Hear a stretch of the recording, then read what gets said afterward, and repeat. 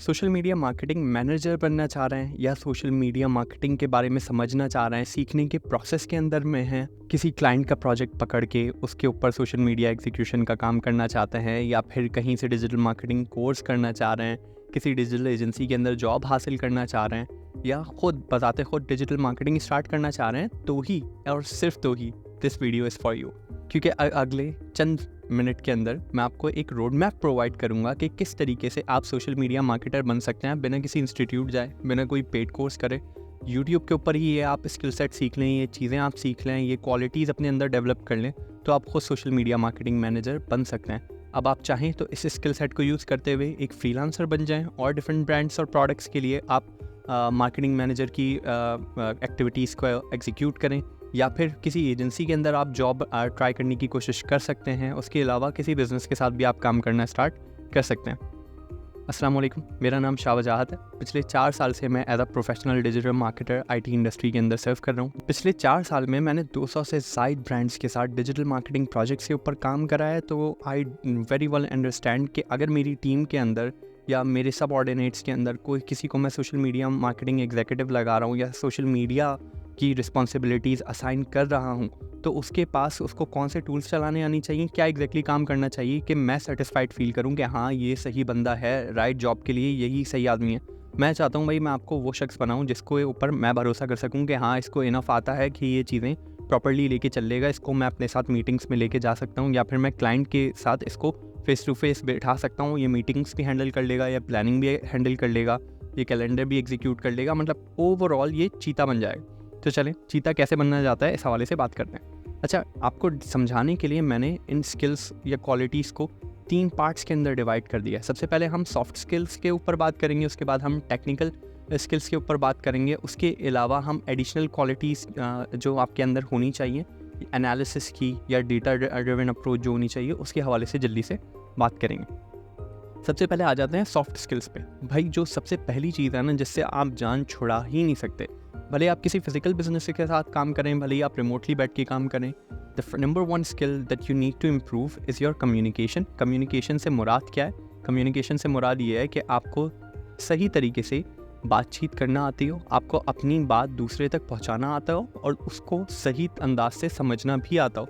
ये बेहद ज़रूरी इस वजह से है, या ये आपको बैकबाइट इस पॉइंट पे जाके करेगी कि बीइंग अ डिजिटल मार्केटर या फिर सोशल मीडिया मार्केटिंग मैनेजर आपको बहुत बेतहाशा मीटिंग्स भी अटेंड करनी पड़ेगी, लोगों से कम्युनिकेट करना पड़ेगा। बिज़नेस ओनर से जैसे आप मिलेंगे, उसके ट्रबल्स को समझेंगे, उसके मसले मसाइल को समझेंगे, उसके अलावा उसको सलूशन प्रपोज करेंगे।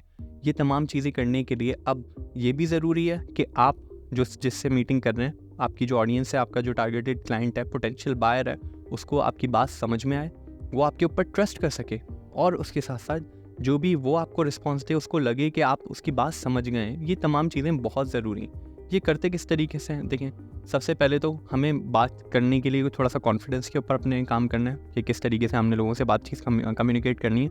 मेजर जो प्रॉब्लम आती है ना किसी भी कैंडिडेट के साथ, इनिशियली मेरे साथ आता था, और अब जो न्यू कमर्स आ रहे हैं ना, स्टिल मेरी टीम के अंदर भी, या फिर मेरी इनसे बातचीत हो रही होती है, मुझे दिखता है कि मैं उनको मीटिंग के अंदर लेके जाऊँ, they are not able to communicate well. वो खामोश बैठे रहेंगे, या फिर वो बोलेंगे सर हमारे पास तो कुछ बात करने के लिए था ही नहीं, हम क्या वैल्यू एडिशन करते, इस वजह से हम खामोश बैठे हुए थे। भाई ये रिस्पॉन्स नहीं होता। आपको करना क्या है, आप अगर आपके पास बोलने के लिए कुछ नहीं था, या तो आपके पास कॉन्फिडेंस की कमी थी, तो आप थोड़ी बहुत आपस में जिनके साथ आप कंफर्टेबल हैं उनसे बातचीत करके अपने अंदर ये इस काबिल बनाएं कि आप लोगों से कम्युनिकेट कर सकें। अब कॉन्फिडेंस का मसला नहीं है तो क्या मसला हो सकता है? आप प्रॉपर्ली होमवर्क करके नहीं है, ये मसला हो सकता है। आप वैल्यू एडिशन तो तभी करेंगे ना, किसी को अच्छे तरीके से बात तभी समझाएंगे जब आपके जहन के अंदर क्रिएटिव आइडियाज़ उसके बिज़नेस से रिलेटेड आ रहे होंगे। वो आएंगे कैसे? जब मीटिंग से पहले आप उसके बिज़नेस के हवाले से सर्च करेंगे, इंडस्ट्री ट्रेंड्स सर्च करेंगे, और उस मुतालिक फिर आप बात करेंगे, ताकि अगले बंदे को भी लगे कि भाई he is done his homework right. उसको पता चले कि आप चीज़ें देख के आए हो, and you very well know कि आप किन चीज़ों के हवाले से बात कर रहे हैं। तो ये बहुत ज़रूरी है होमवर्क करके आना। इसी तरीके से ऐसा भी हो सकता है कि क्लाइंट ने आपसे कोई सवाल पूछा और आप अटकने लग गए, या फिर आपको सवाल का जवाब आता नहीं है, आप टेक्निकलिटीज़ सही से समझते नहीं हैं, तो इस किस्म के चंद मसले मसाइल आ सकते हैं। तो बेहतर यही है कि आप अपनी कम्युनिकेशन स्किल्स पे फोकस करें, आप अपने अंदर कॉन्फिडेंस लाएं। कॉन्फिडेंस कैसे आएगा? जब आपको देखें काम आता होगा ना, तो आपके अंदर कॉन्फिडेंस आएगा। इसके अलावा आप इस पे भी वर्क करें कि आपको होमवर्क करके आना है। आप कोशिश करें हर चीज़ के लिए थोड़ा सा वक्त से पहले प्रिपेयर हो जाएं, और अपना बैकग्राउंड चेक करके आएँ चीज़ों का, कि जिससे बात हो रही है वो क्या है, उसका बिज़नेस क्या है, वो उसको क्या प्रॉब्लम्स दरकार हैं, XYZ। तो ये एक अहम स्किल है। इसी तरीके से सॉफ्ट स्किल्स में एक और चीज़ है क्रिएटिविटी। क्रिएटिविटी मतलब कि नए आइडियाज़ लेके आना, ये बहुत ज़्यादा ज़रूरी है। सिर्फ भाई क्लाइंट के साथ मीटिंग में नहीं, इंटरनल जो टीम मीटिंग्स हो रही होंगी उसके अंदर भी जो बंदा क्रिएटिव होगा ना, वो अलग से ही शाइन करेगा। सही है। 100 गधों में एक घोड़ा अलग से पहचान में आता है। वो कैसे? कि he is able to think out of the box, he is able to suggest solutions. ये अब वो कैसे कर रहा है भाई? वो कोई आसमान से थोड़ी उतरा है, वो सिर्फ ऐसे कर रहा है। एक तो ये कि वो बहुत ज़्यादा हो सकता है उस इंडस्ट्री से रिलेटेड या अपनी इंडस्ट्री से रिलेटेड कंटेंट कंज्यूम करता है। अब उसने इतनी सारी चीज़ें देखी हुई हैं कि वो उनका एक कॉम्बिनेशन बना के आपको बता देगा कि अच्छा भाई, ये इस कंपनी ने ऐसे किया था, हम ऐसे कर लेते हैं। क्या इससे ज़रा सी डिफरेंट अप्रोच ये हो सकती है? जब तक जिस नीश, जिस फील्ड के अंदर आप काम कर रहे हैं उससे रिलेटेड तमीज़ के कंटेंट क्रिएटर्स को फॉलो नहीं करेंगे, ब्लॉग्स को फॉलो नहीं करेंगे और इंडस्ट्री ट्रेंड्स को फॉलो नहीं करेंगे, क्रिएटिविटी भी आपके अंदर वैसे नहीं आएगी। कुछ लोग होते हैं बाय बर्थ, हो सकता है वो ज़्यादा क्रिएटिव हैं, लेकिन ये कोई ऐसी चीज़ नहीं है जो हम अपने अंदर डेवलप नहीं कर सकते। आप जितना ज़्यादा अपनी मार्केट के साथ रिलेटेबल रहेंगे, जितना ज़्यादा उससे रिलेटेड कंटेंट कंज्यूम करेंगे, टिकटॉक वगैरह पे फजूल रील देखने में टाइम ज़ाया करने के बजाय उन चीज़ों को रीड करेंगे, ब्लॉग्स रीड करेंगे, रीडिंग हैबिट बनाएंगे, बुक्स रीड करेंगे, उतने ही ज़्यादा आप एक्सपर्ट होते रहेंगे क्रिएटिव आइडियाज़ बिल्ड करने में, क्रिएटिवली प्रॉब्लम्स का सलूशन लेके आने में। सही है। एक तो ये है। दूसरा, कुछ अप्रोचेस आपने रखने हैं कि भाई कभी भी किसी के पास जाएँ तो सलूशन कैसे लेके जाया जाता है, अगले बंदे को बात कैसे समझाते हैं। खैर, enough of this discussion, let's move to the second segment, which is technical skills. Technical skills जो आपको सीखनी है, जो आपको कोर घोल के पी लेनी है ना, सबसे पहले तो भाई अगर सोशल मीडिया मार्केटिंग मैनेजर बनने जा रहे हो, सबसे पहले मेटा सूट घोल के पी लो। फेसबुक और इंस्टाग्राम के ऊपर पोस्ट प्लान कैसे करते हैं, मेटा सूट के अंदर बहुत सारे ऑप्शंस हैं। आप देखो अपनी स्क्रीन में देखो, ये तमाम जो आएंगे ना, ये तमाम टूल्स अवेलेबल आएंगे मेटा सूट के अंदर। अब आपको आंखें बंद करके बताना आना चाहिए कि कौन से ऑप्शन के नीचे कौन सा ऑप्शन है, आपको किस चीज़ पे क्लिक करना है, क्या करने से क्या हो सकता है, ये तमाम चीज़ें आपको आनी चाहिए। अगर आप बोल रहे हो ना मैं 8 घंटे तक सोशल मीडिया मैनेजमेंट रोज़ आके कर सकता हूँ, तो आपको इन तमाम टूल्स के बारे में ऑलरेडी पता होना चाहिए before you even go to the client. तो ये चीज़ें कर लो, एक दफ़ा टाइम स्पेंड करो। इस चैनल पे इस मेटा सूट से रिलेटेड एक वीडियो पड़ी हुई है जो कि ऑलराउंडर तुम्हें बना देगी। ओवरऑल मेटा सूट से रिलेटेड, सोशल मीडिया मैनेजमेंट से रिलेटेड जो तुम्हें आना चाहिए वो तुम्हें आ जाएगा। यहाँ आई बटन पे मैं उसका लिंक लगा देता हूँ, वो भी इस वीडियो के बाद जाके देख लेना। मेटा सूट बहुत अच्छे से सीख लो किस तरीके से करना है। कुछ और बेसिक चीज़ें तुम क्या सीख सकते हो? सोशल मीडिया कैलेंडर बिल्ड करना, ये बहुत अहम स्किल सेट है। कैलेंडर बिल्ड करना कोई बहुत रॉकेट साइंस नहीं है। कैलेंडर बिल्ड करने से मुराद ये है कि अगर किसी क्लाइंट को तुम बोल रहे हो कि हर महीने उसकी सोशल मीडिया तुम हैंडल करने वाले हो, तो अगले 1 महीने तक उसके सोशल मीडिया पे कितनी पोस्ट जाएंगी, नंबर ऑफ पोस्ट्स, उसके अलावा उन पोस्ट की क्या कैटेगरी होगी, कौन सी ब्रांड अवेयरनेस के हवाले से होंगी, कौन सी प्रोडक्ट ऑफर्स ओरिएंटेड होंगी, कौन सी कन्वर्जन ओरिएंटेड होंगी। तो इस तरीके से कैटेगरी ऑफ पोस्ट आपको पता होनी चाहिए, कौन सी पोस्ट किस हवाले से जा रही है, हफ्ते में कौन से दिन आपने कौन सी पोस्ट करनी है, किस तरीके से आपने ऑडियंस को एंगेज रखना है, ये बेसिक चीज़ें आपको आनी चाहिए। कंटेंट कैलेंडर बिल्ड करना आप एक दिन में बैठ के सीख सकते हो कि प्रोसेस क्या होता है, इसको प्रैक्टिस करना आपकी जिम्मेदारी है। 5 कंटेंट कैलेंडर्स कम से कम बिल्ड कर लो तो आप इतने कॉन्फिडेंट हो जाते हो कि हर डिफरेंट ब्रांड के साथ आप कम से कम आइडियाज़ लेके आके उसको कैलेंडर के अंदर ब्रेकअप कर सकते हो। कंटेंट कैलेंडर से रिलेटेड भी वीडियो इसी सीरीज़ के अंदर अवेलेबल है, वो जाके देख लेना। नीचे सोशल मीडिया एग्जीक्यूशन से रिलेटेड एक प्लेलिस्ट बनी हुई है, उसमें देख लो, उसमें ये भी मिल जाएगा, वरना किसी और की प्लेलिस्ट देख लेना। ये सब तुम फ्री में सीख सकते हो। उसके अलावा थर्ड, आपको जो टेक्निकल स्किल सीख लेनी चाहिए, अगर आती है तो बहुत बेहतरीन बात है, नहीं आती तो बेसिक आ जानी चाहिए। बेसिक ग्राफिक्स डिज़ाइन आपको आना ही चाहिए। बेसिक ग्राफिक डिज़ाइन आप कैनवा के ऊपर भी कर सकते हो। बेसिक सी सोशल मीडिया पोस्ट आपको बनानी आनी चाहिए। आपको पता होना चाहिए टेक्स्ट कैसे ऐड करना है, कैसे फॉन्ट यूज़ करना है, किस तरीके के कलर्स यूज़ करना है, ब्रांड कलर्स को फॉलो कैसे करना है, इस किस्म की बेसिक चीज़ें आपको आनी चाहिए। ये मैं क्यों बोल रहा हूँ? हो सकता है यार आपको ग्राफिक बनानी ही ना पड़े अपनी एजेंसी के अंदर, या जिस बिजनेस के लिए आप हायर हुए हो उसमें 10 ग्राफिक्स डिज़ाइनर ऑलरेडी बैठे हुए हैं, तो आपको क्यों आनी चाहिए? ताकि you are able to communicate well among the team members. अगर मुझे ग्राफिक्स के बारे में कुछ चीज़ें पता हैं तो मैं अपने ग्राफिक डिज़ाइनर को ज़्यादा बेहतर तरीके से कम्युनिकेट कर सकता हूँ, बता सकता हूँ कि मुझे ये कलर ऐसा नहीं ऐसा चाहिए, मुझे कॉल टू एक्शन ऐसा नहीं ऐसा बना हुआ चाहिए।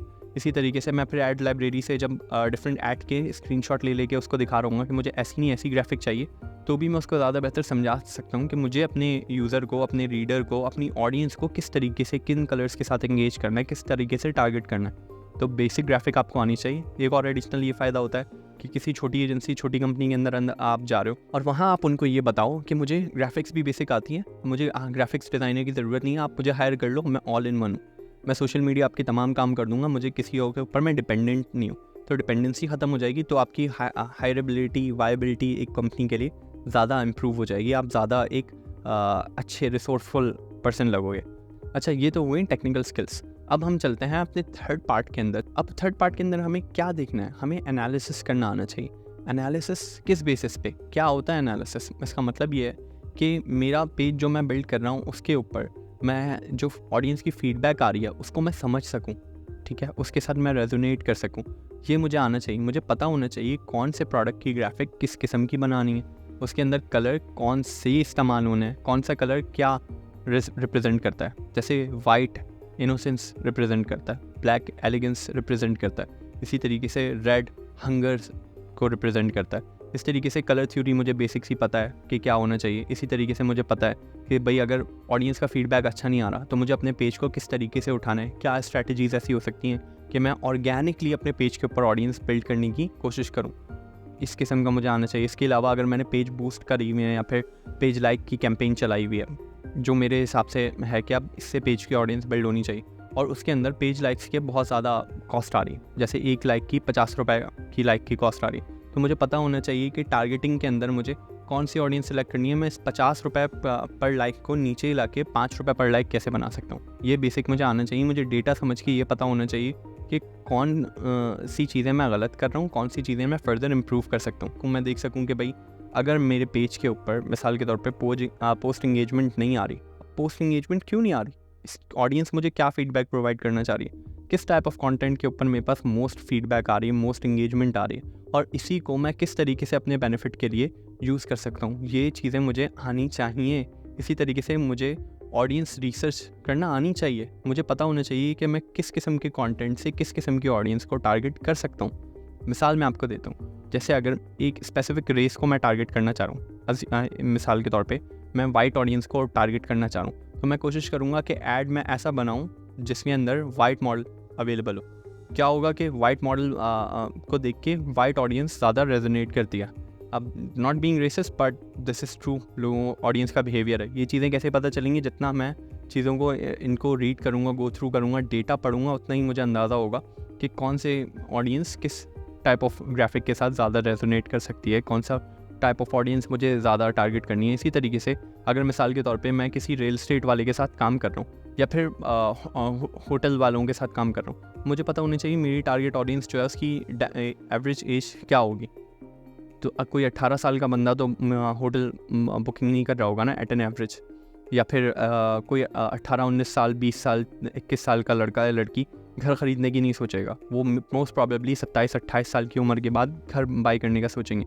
तो भाई ऑडियंस रिसर्च करने का तरीका ये हमें आना चाहिए, उसके लिए कौन से टूल्स अवेलेबल हैं ये हमें बेसिकली आना चाहिए। तो ये कुछ स्किल्स हैं, क्वालिटीज़ हैं जो आपके पास होनी चाहिए। उसके अलावा भाई आपकी सॉफ्ट स्किल्स के अंदर आपको वेल स्पोकिंग होना बहुत ज़रूरी है, आपके अंदर कॉन्फिडेंस होना बहुत ज़रूरी है, आप डिसीजन मेकिंग स्किल्स आपकी अवेलेबल हों, आप डिसाइड कर सकें कि किस तरीके से मुझे हैंडल को लेके चलना है, आप क्लाइंट को कॉन्फिडेंटली बता सकेंगे मुझे ये पोस्ट करनी है, इस वजह से करनी है और उसका ये रिजल्ट निकलेगा। ये क्वालिटीज़ होना आपके अंदर बेहद ज़रूरी है। उम्मीद करता हूँ ये वीडियो आपको पसंद आई होगी। इन क्वालिटीज़, इन स्किल सेट से रिलेटेड बहुत सारी वीडियोस ऑलरेडी इस सीरीज़ के अंदर बनी हुई हैं। अगर आप फर्दर इसकी वीडियोस चेकआउट करना चाहते हैं तो नीचे डिस्क्रिप्शन के अंदर फर्दर सोशल मीडिया एग्जीक्यूशन से रिलेटेड एक हमारी प्लेलिस्ट बनी हुई है, उससे जाके आप फ्री ऑफ कॉस्ट सीख सकते हैं। आपको पैसे खर्च करने की कोई ज़रूरत नहीं है। आज की वीडियो में इतना ही। अपना रखिए बहुत ख्याल। खुदा हाफिज़।